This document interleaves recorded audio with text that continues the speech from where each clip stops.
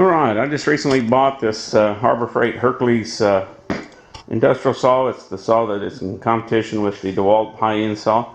And I've had this Harbor Freight Chicago electric stand, and I've had it for over a year and a half or so, and I really like it. It's had a smaller 10-inch saw on here, and it was really excellent.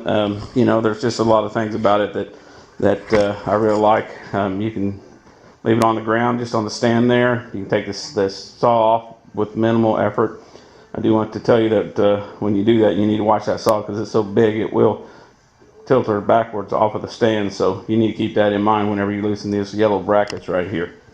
The way this saw operates on the stand is pretty basic. You've got some little pins right here that you push in right here, and the legs will go down and then pop back in right here.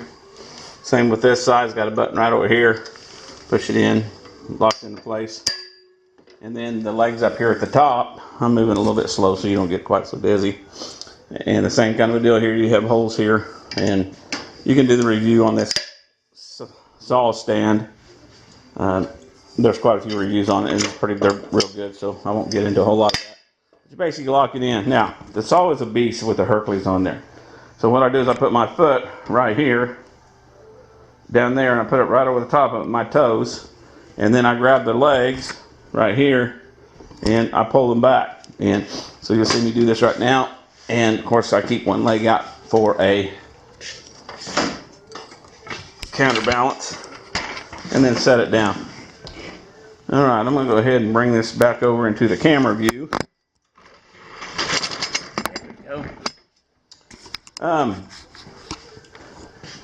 Of course, on the saw, I recommend that you lock the saw in with this little knob right here, so it just keeps it from moving around.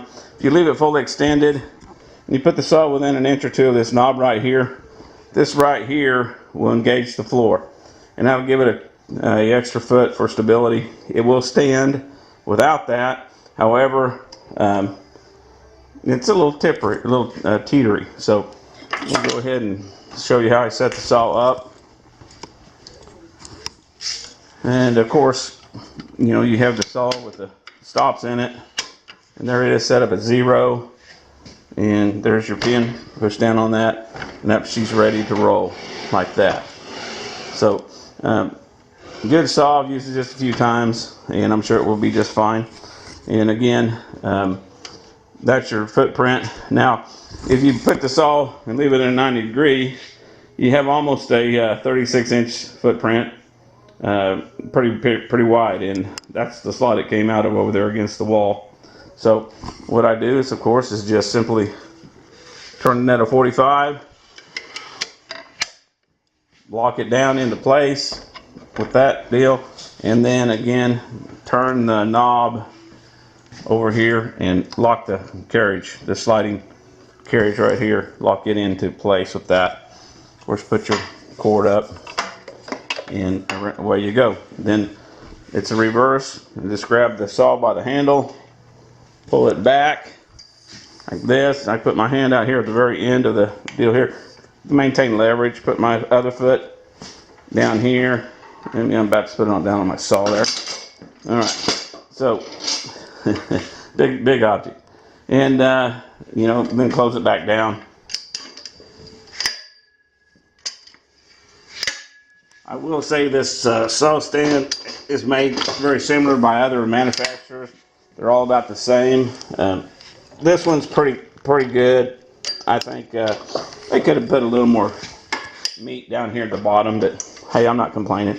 And then of course it backs up like a dolly, using your foot and your arms, and then it'll go right back into that slot where the other saw was, and sit back there with the foot on the ground and stable. It's not going to fall over. And that is the Hercules saw on a Chicago electric stand.